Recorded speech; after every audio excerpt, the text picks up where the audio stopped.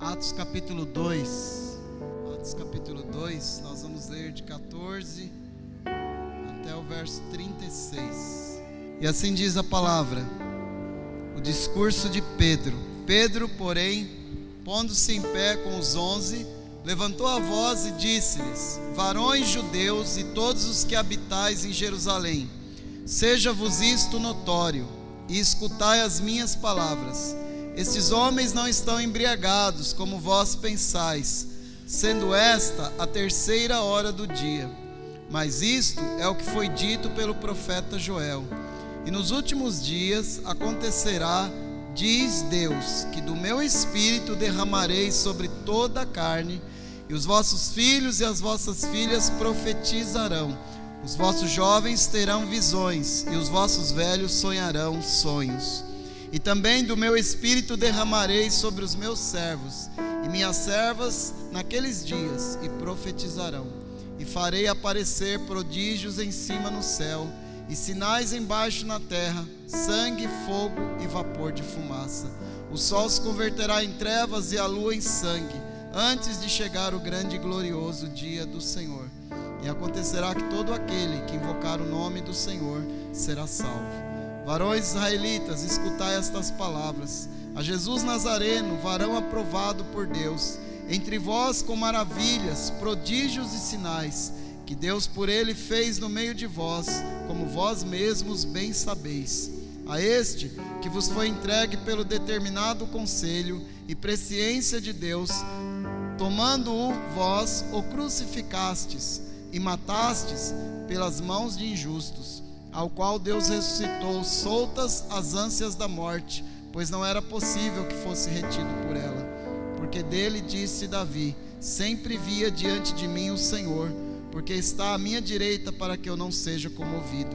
Por isso se alegrou o meu coração, e a minha língua exultou, e ainda a minha carne há de repousar em esperança, pois não deixarás a minha alma no Hades, nem permitirás que o teu santo veja a corrupção.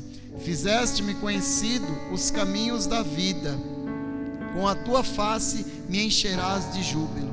Varões e irmãos, seja-me lícito dizer-vos livremente acerca do patriarca Davi, que ele morreu e foi sepultado, e entre nós está até hoje a sua sepultura. Sendo, pois, ele profeta, e sabendo que Deus lhe havia prometido com juramento que do fruto dos seus lombos, segundo a carne, levantaria o Cristo para o assentar sobre o seu trono. Nesta previsão disse da ressurreição de Cristo, que a sua alma não foi deixada no Hades, nem a sua carne viu a corrupção. Deus ressuscitou a este Jesus, do que todos nós somos testemunhas, de sorte que, exaltado pela destra de Deus, e tendo recebido do Pai a promessa do Espírito Santo, derramou isto que vós agora vedes e ouvis. Porque Davi não subiu aos céus, mas ele próprio diz: disse o Senhor ao meu Senhor: assenta-te à minha direita, até que ponha os teus inimigos por escabelo de teus pés. Saiba, pois, com certeza toda a casa de Israel, que a este Jesus, a quem vós crucificastes, Deus o fez Senhor e Cristo. Amém? Vamos orar. Pai, em nome do Senhor Jesus, obrigado, Senhor, porque podemos ler a tua palavra, e nós cremos por ela mesmo, que nos diz e nos revela que ela é palavra poderosa para dar vida, palavra que penetra o profundo, que penetra a alma, para nos fazer tornar a Ti em vida na Tua presença. Então, Senhor, que esta palavra possa, mais do que letras, Senhor, possa saltar ao nosso coração, possa vir de encontro à necessidade. Revela-nos a Tua vontade, pelo Teu Espírito Santo, ilumina, Senhor, que esta palavra possa alcançar os nossos corações, porque nós reconhecemos que precisamos, Pai. Então, meu Deus, receba para a glória do Teu nome. Senhor, também entrego esses dízimos e ofertas e consagro diante do Teu altar. Meu Deus, quantas lutas, quantas dificuldades, mas eu entrego, Pai, a vida financeira da Tua igreja, a nossa vida financeira, pessoalmente e a vida da tua igreja como organismo neste lugar. Meu Deus, recebe, Pai, as finanças da tua casa, abençoe esses que ousam ofertar e dizimar como princípio de fé, Senhor. É o que eu te peço, consagro e agradeço, Pai, em nome do Senhor Jesus, para a tua glória. Amém? Glória a Deus. Então o tema é Jesus. O que nós vemos aqui nessa palavra foi inspirado pelo Espírito Santo, sim, porque eu creio que aquele que deixou registrado aqui na Bíblia Sagrada, em todos os livros da Bíblia, os escritos, foi inspirado pelo Senhor. Então a Bíblia é inspirada por Deus, a Bíblia é a palavra de Deus. Então Pedro estava aqui inspirado por Deus, desabafando diante do povo, porque o povo estava num determinado momento em que a desorientação vinha sobre eles. Em que sentido? Porque Jesus tinha morrido há poucos dias, Jesus tinha subido para o céu, e eles estavam meio que sem saber, e agora? Quem poderá nos defender, né? E agora? O que vai ser de nós? E agora? Como que nós vamos continuar? Jesus falou: ide por todo mundo, pregar o evangelho a toda criatura. Mas como assim? Como que eu vou conseguir isso?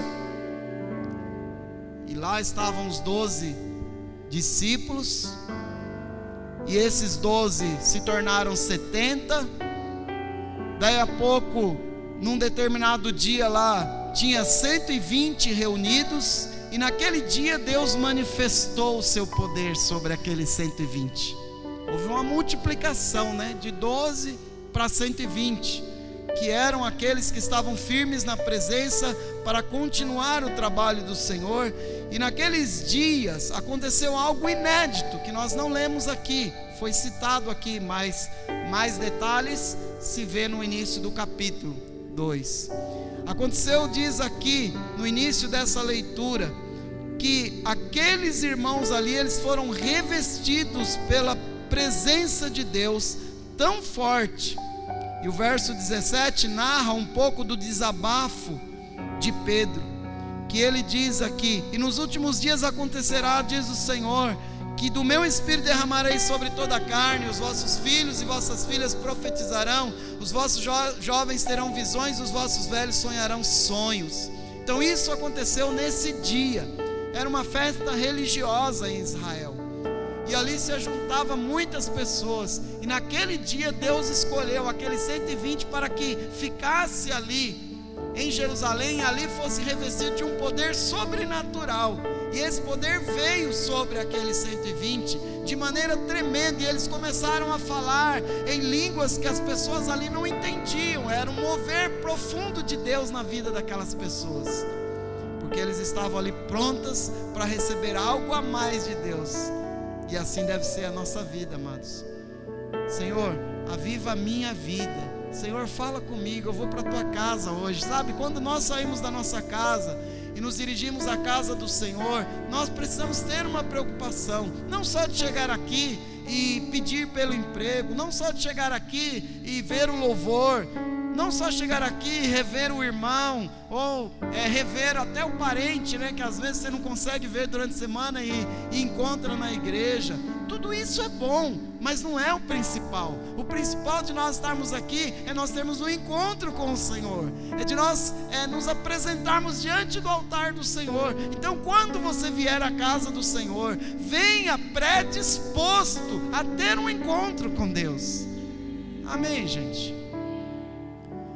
Aqui foi falado da liberdade. Nem sempre nós temos liberdade, né? Graças a Deus, porque aqui nós prezamos por isso, para a honra e a glória do Senhor. Não é por mim, não é pelo ministério de louvor, não é pelos presbíteros, por líder ou por qualquer pessoa, mas é a direção do Senhor. Então nós temos essa liberdade de falar glória a Deus, aleluia, de ficar em pé, ou de ajoelhar, ou de vir à frente. Então temos várias oportunidades de buscar a Deus, até de fazer, né, dar um brado de vitória, uhul, o que for, mas dentro daquilo que possa estar numa intimidade com Deus, numa busca, num abrir de coração, porque é dessa forma que o Senhor vai te visitar. Amém. Porque que o culto, ele é o momento de nós buscarmos a Deus, porque o culto é o momento que nós podemos expressar a nossa dor, nosso louvor, nosso glória a Deus. Deus, tem misericórdia. Mas pastor, será que vai ser uma gritaria? Não necessariamente. Mas não é porque eu estou falando isso que tem que ser, não.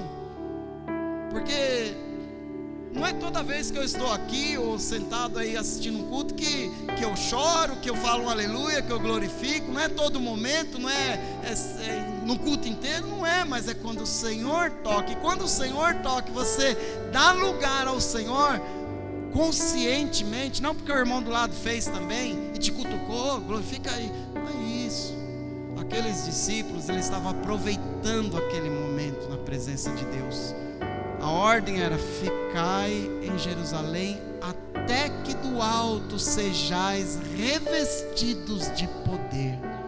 Atos 1 e o verso 5, disse Jesus. E eles obedeceram. E a obediência, amados, gera bênção. Então nós estamos aqui para isso, para buscarmos ao Senhor, para nos abrirmos. Aproveite essa oportunidade, não se feche, venha preparado, venha predisposto para você abrir o seu coração na presença do Senhor, que não precisa ser da maneira que eu faço e nem da maneira que o irmão do lado fizer. Mas não fica sisudo, não fica fechado, não. Louve, abre a sua boca, no meio dos louvores Deus habita. Às vezes, amados, eu vou dizer uma coisa para você: entristece o nosso coração. Com certeza, eu nunca perguntei isso para o presbítero Jeremias, nem para o pessoal do louvor, mas com certeza eles também, né? Louvor, aquele momento maravilhoso, e muitas vezes está o jovem lá no celular, né? Ah, pastor, fecha o Wi-Fi da igreja. Eu acho que normalmente a gente nem deixa aberto, mas hoje em dia isso já era, né? Quase todo mundo tem um pacote ou tem um crédito aí, enfim, sempre dá um jeito, né? Hoje, alguns jovens aí, adolescentes, dão mais importância para o crédito do celular até, né? Para o 3G ou 4G que seja, até do que a roupa nova, né? Não pode faltar isso. A roupa, mas o crédito não pode faltar, né? Alguns chegam ao ponto de ser viciados, mas outros estão indiferentes, olhando para o teto. Por que aquela luz não está acesa, né? Tem uma luz aqui que de vez em quando ela não acende. Por que aquela luz não está acesa? Por que o pastor está de paletó com um calor desse, né? E aí vai, começa devagar. E sabe, irmãos, nesses detalhes o inimigo entra na nossa vida. E sabe o que ele faz? Ele rouba a bênção que Deus tinha para você no culto. Talvez aquela palavra que você precisava ouvir, você escutou, mas como um ruído, não entrou aqui, você não ouviu, foi apenas um barulho, e você não recebeu. E justamente amanhã, lá num determinado momento no teu trabalho, era aquele momento que você poderia aplicar aquela palavra, e você fala assim: meu Deus, o Senhor não se fez presente naquela hora. E Deus talvez falaria para você, né? Mas eu te falei ontem, e você traduziu como um barulho, você não recebeu como a minha palavra. Venha predisposto, amado, para ter um encontro com Deus. Estar aqui na casa do Senhor é muito mais do que um esforço do pastor em ter aqui uma mensagem, uma apresentação, né, que a gente nem fez tão bonita. O João Lucas aí deixou mais bonito. Valeu, João Lucas, você é bênção, né? E não é isso, mas venha predisposto a se abrir diante daquele que interessa, Jesus. O tema é Jesus, porque esse momento aqui, irmãos, que a gente está falando de abrir, de visitação do Senhor que aconteceu, e depois, como lição de casa aí, por favor, leia lá Atos 2, de 1 a 13, que narra até o capítulo 1 de Atos, como eu já citei aqui, o Atos capítulo 1, o verso 5, né? Que Jesus fala, o verso 8 também, que Jesus dá a ordem, né? Recebereis a virtude. Então tem vários versos aqui que são lindos aqui. Então leia, continue essa meditação na palavra do Senhor. Mas o que moveu tudo isso foi Jesus. Jesus que moveu, é Jesus que nos moveu para estarmos aqui. É Jesus que moveu, né? Eu não quero usar isso aqui como nem tinha pensado dessa forma, mas já que eu citei agora há pouco no testemunho do falecimento do meu sogro, foi Jesus que moveu aqueles 11 filhos, né? Noras e genros e netos, né? Quantos netos? Você lembra? Netos, oi? Mais de 20 netos, né? Bisnetos, né? 6 bisnetos, 6 bisnetos, né? E o bisneto mais velho dele já tem quanto, Pedro? 18 anos, né? 18 anos.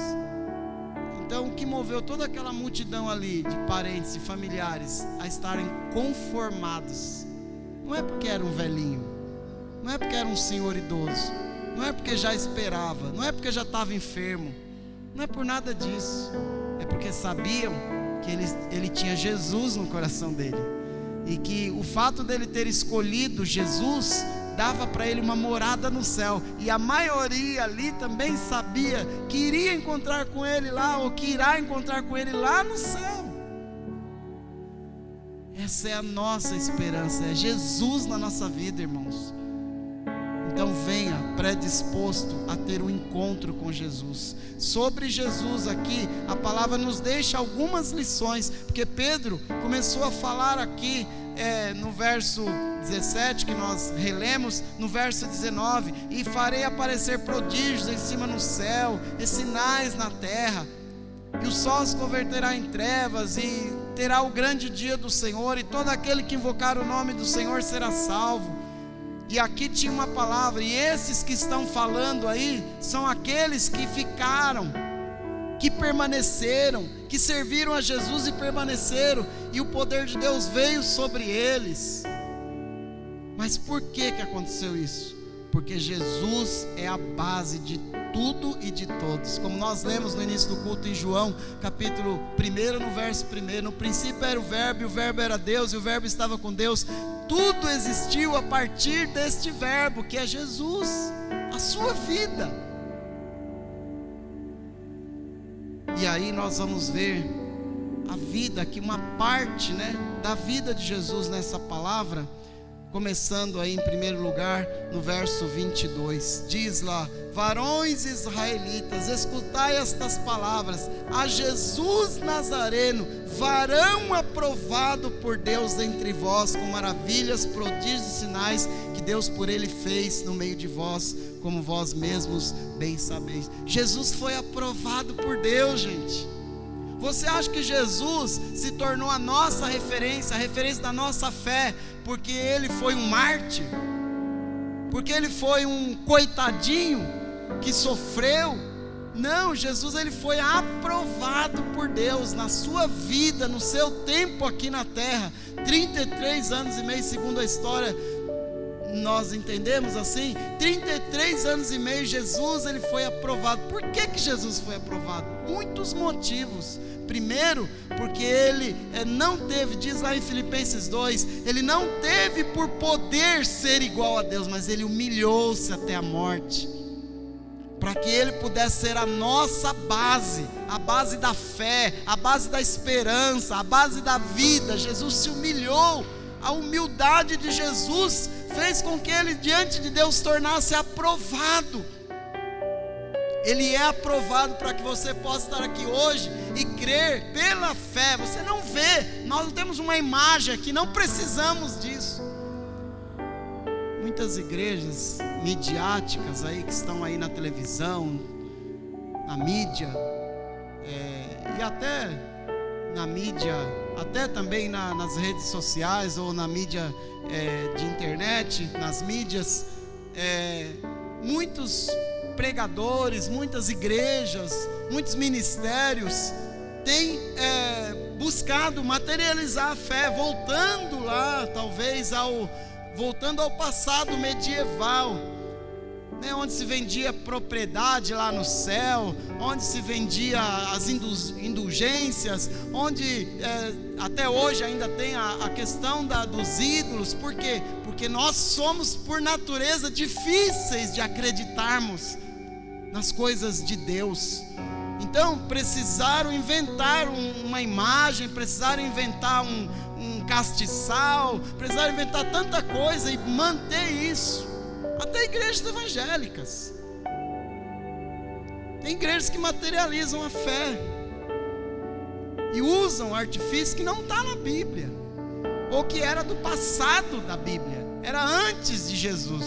Jesus veio para estar dentro de nós. Ele foi varão aprovado porque ele valorizou aquilo que acontecia lá no íntimo do coração de cada uma das pessoas. Ele não valorizou os fariseus que jejuavam, iam para as praças e se apresentavam lá com o rosto desfalecido, como diz lá em Mateus, que eles ficavam nas praças, cabeça baixa, né, aquele ar de fraqueza, que para alguém perguntar: o que foi? Estou jejuando, estou em consagração. Deus não precisa disso, amado, e nem você. Jesus foi exemplo de humildade. Ele, diante de Deus, quando ele teve mais necessidade, ele disse para os discípulos: a minha dor é muito forte, mas ela é minha com o meu Deus. Fica aqui, que eu vou mais ali à frente. Mateus 26, eu vou ali para orar, que a minha dor é minha e com Deus. Quantas vezes você tem feito isso na tua vida? Quantas vezes você tem falado com Deus, você e Deus, no seu quarto, você e a sua esposa no seu quarto, pelos seus filhos? Quantas vezes você percebe o inimigo lá, voraz, perto dos seus filhos? Quantas vezes você e a sua esposa têm orado juntos, feito um propósito e dito assim: amor, ou bem, não sei como você chama, nós precisamos nos humilhar e orarmos, a exemplo de Jesus. Nós precisamos jejuar, porque Jesus disse que certas castas de demônios só com jejum e oração.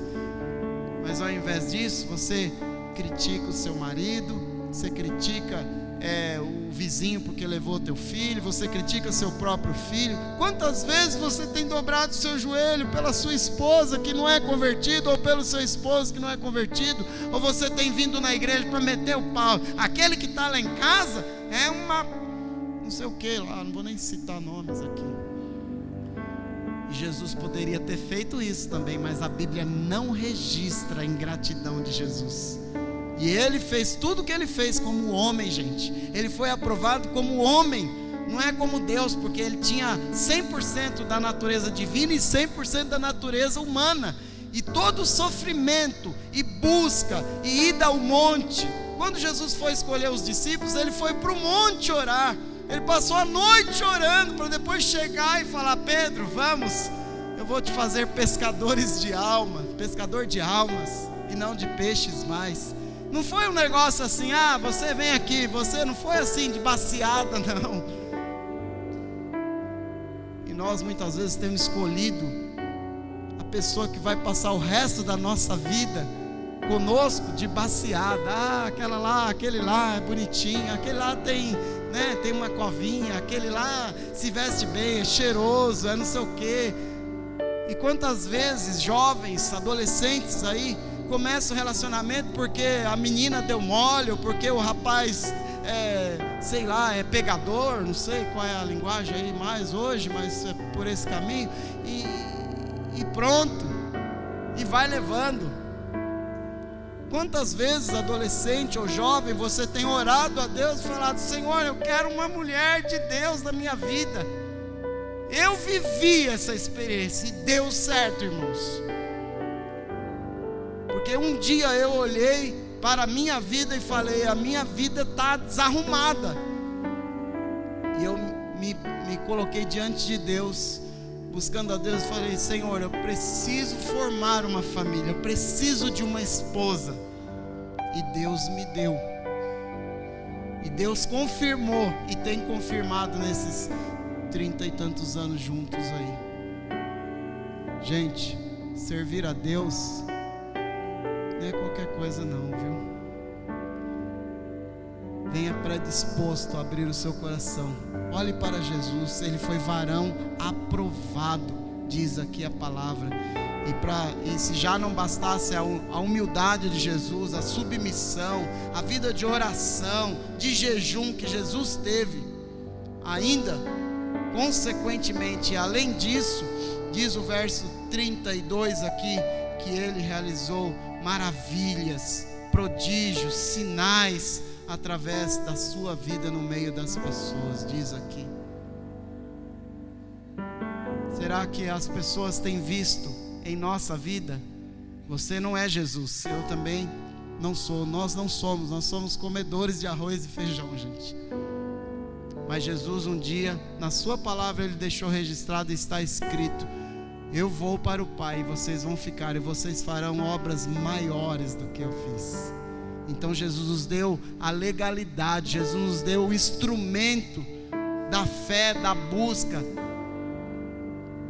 para que nós pudéssemos realizar, ainda que de maneira diferente, em época diferente, em contexto diferente, e talvez até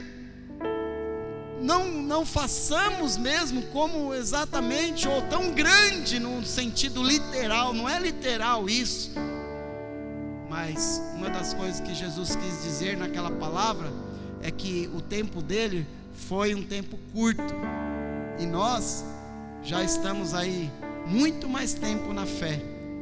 Jesus, o ministério dele foi 3 anos e meio, e nós já estamos na fé há 20 anos.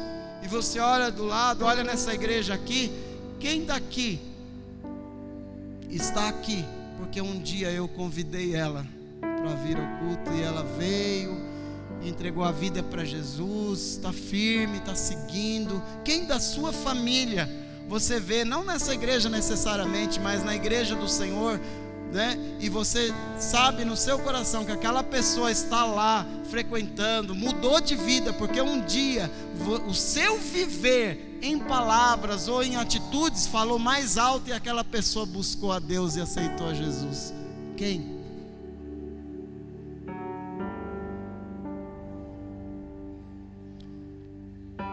Varão aprovado, sinais e maravilhas. Mas a palavra continua lá em segundo lugar, né, que nós já citamos, mas aqui confirmando o verso 23: crucificado, a este que vos foi entregue pelo determinado conselho e presciência de Deus, tomando vós o crucificaste e mataste. Que palavra pesada, né?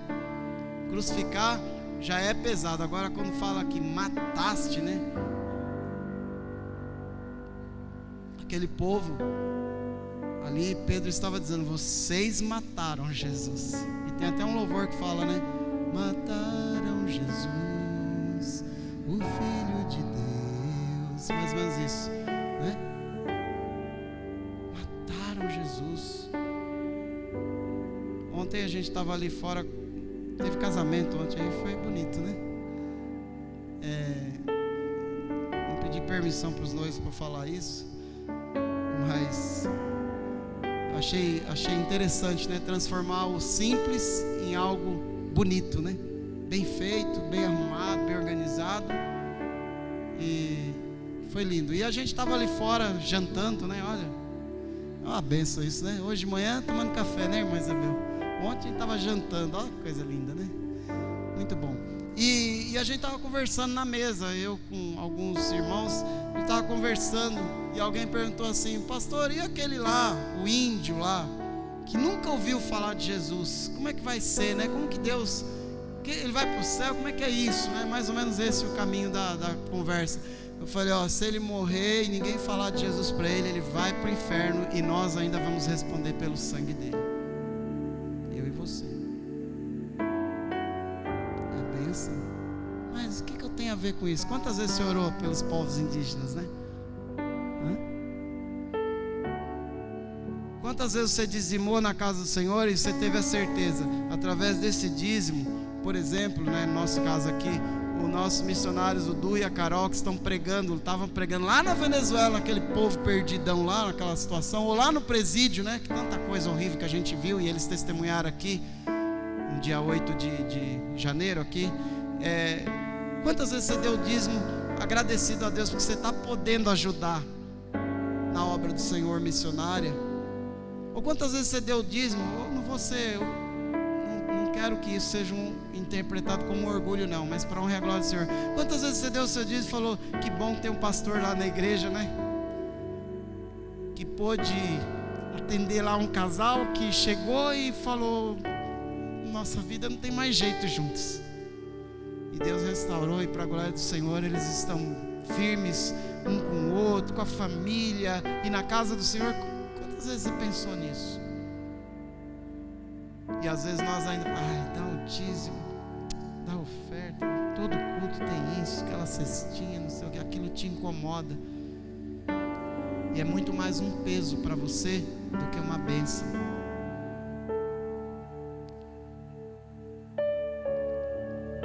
Muitas vezes nós temos matado Jesus e nós não percebemos, irmãos, porque as nossas atitudes são más, são egoístas. Muitas vezes nós não percebemos que tem uma obra sendo feita. Irmão, isso aqui não é brincadeira, não. Não estou aqui para mostrar minha gravata prateada, não, que já tem, é bonita, né? Parece que eu comprei hoje, não parece? Eu não vou nem falar quantos anos tem essa gravata, mas toda vez que eu ponho, pela beleza de Cristo em mim, eu sinto que eu estou lindo. Verdade.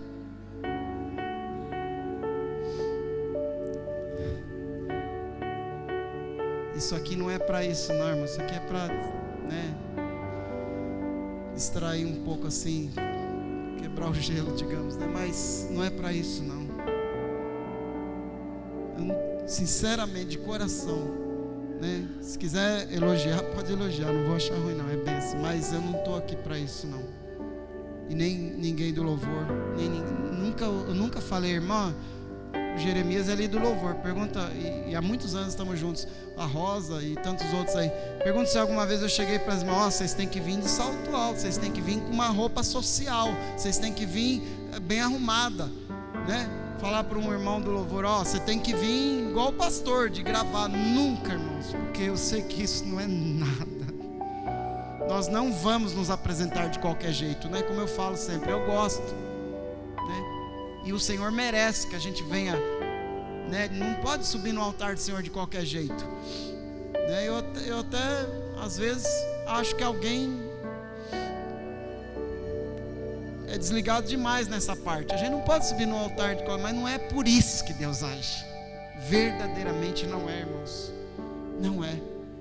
Muitas vezes nós estamos olhando para essas coisas e nós estamos deixando de viver o que o Senhor tem para fazer no nosso coração. Adolescente, venha, porque Jesus é importante na tua vida, porque Ele foi um varão aprovado, porque Ele foi crucificado. Contribua, amados, porque através dessa contribuição vidas vão ser alcançadas.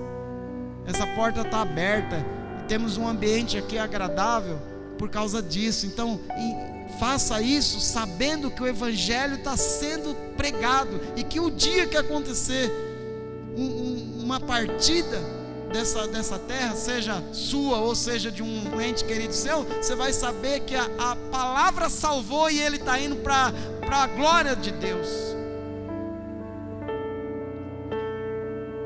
Em terceiro lugar, diz o verso 29, aqui fala de Davi, mas é uma analogia que está sendo feita aqui nesse texto, e se refere também a Jesus, né? E aqui, verso 29, falando de Jesus aqui, vamos entender assim, foi sepultado, Jesus foi sepultado. Esse é um ponto. Ele, como homem, ele sofreu açoites, ele foi furado, vazou líquido do corpo dele, sangue, da coroa de espinhos. Tudo isso está escrito na Bíblia, e eu creio pela fé. Eu não estava lá, pastor, se eu estava lá, aqui não é um quadro de humor não, tem a prova, tem a foto, não tem, não é isso, mas nós cremos pela fé, nós exercemos a nossa fé, e aí nós cremos que Jesus foi sepultado. Hoje não é para nós estarmos lá como as pessoas vão lá, o Santo Sepulcro, elas vão lá em Israel, até crente vai lá, e vão lá e entra lá na caverna, lá tem o Santo Sudário, que é o lençol que estava em cima de Jesus, que já foi feito tantas análises de tanto pano lá, para saber se é aquele pano, se não é, se Deus quisesse que a gente tivesse lá se prostrando diante de panos ou de sepulcro, Ele tinha feito tudo direitinho, estava tudo catalogado lá. De alguma maneira Deus teria feito, e estava lá talvez um pedacinho dele em cada igreja evangélica no mundo, mas Deus não quis. Deus tinha organização suficiente para isso, porque Ele é Deus, e Deus é organizado, Ele não é largado não, as coisas de Deus não é largada. Então ele tinha condição, mas Ele não fez. Então não adianta ficar procurando pelo em ovo.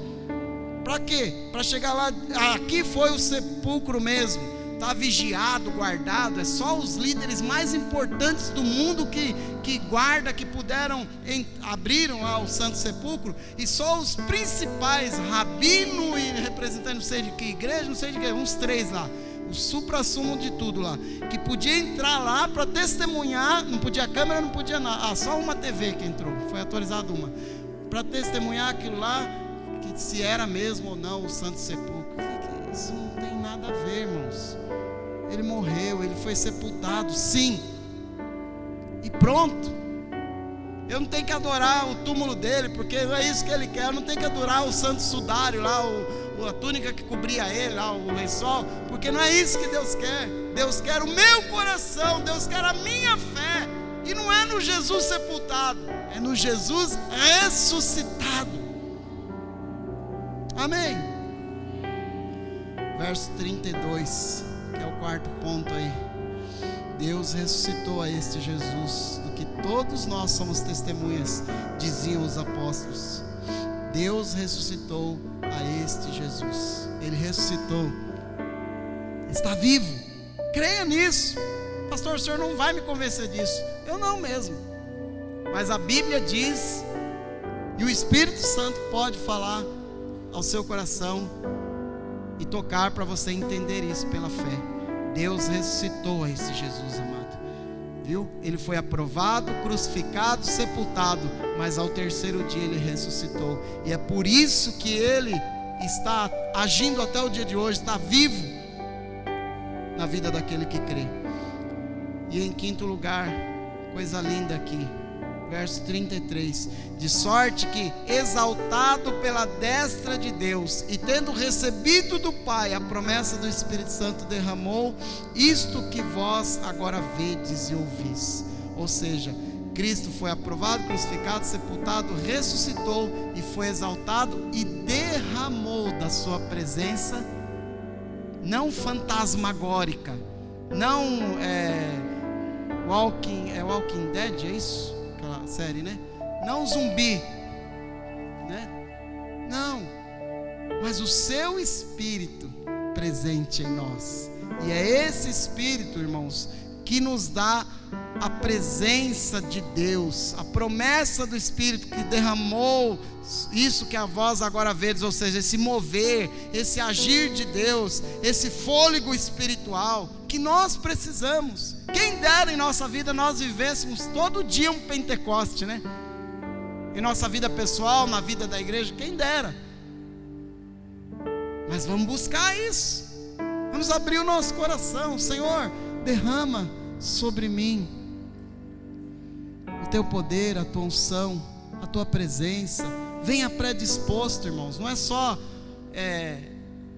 agora que eu estou falando isso, domingo que vem, mas venha o ano inteiro, venha predisposto à casa do Senhor em gratidão, para receber, para buscar. Cristo foi exaltado, de sorte que, exaltado pela destra de Deus, pela mão direita de Deus, recebeu do Pai a promessa do Espírito Santo e derramou sobre os que o seguiam ali, os discípulos. E encerrando, o verso 36 nos diz: saiba, pois, com certeza, toda a casa de Israel, que esse Jesus a quem vós crucificastes, Deus o fez Senhor e Cristo. Ele é Senhor. Que Jesus Cristo é o Senhor. Louvor, né, que fala assim, antigo. Jesus Cristo é o Senhor. Ele é o Senhor. Ele precisa ser, Ele quer ser o Senhor. Ele precisa ser no nosso, de nós para com Ele, né? Não dele para nós, né? Que Deus não precisa, né? Na verdade, mas nós precisamos. Então, para nós, para mim e para você, é importante que Ele seja o seu Senhor. Mas Ele não vai ser, se você não deixar. Porque a Bíblia diz que o diabo, ele é intruso, né? Ele vem e ele vai intrometendo, e Jesus não, viu? Se você não deixar, Deus não vai entrar na sua vida, de qualquer maneira, Ele não vai. Não importa a tua idade, não importa a tua dificuldade, não importa o que você passe, se você não deixar, Ele não será o Senhor da sua vida. Ele não é intruso. Jesus, Ele morreu por nós. Ele é o nosso Senhor. E nós precisamos entender que aqueles discípulos foram visitados e coisas lindas aconteceram naquele dia, e tem acontecido até hoje. Promessas do Senhor, porque Jesus viveu tudo isso por mim e por você. Amém, gente? Glória a Deus. Vamos aplaudir esse Jesus. Glória a Deus. Obrigado, Jesus. Aleluia. Obrigado, obrigado, Jesus. Porque Tu és Senhor, Tu és Deus, Tu és aprovado diante de Deus, Tu és a nossa fonte de vida.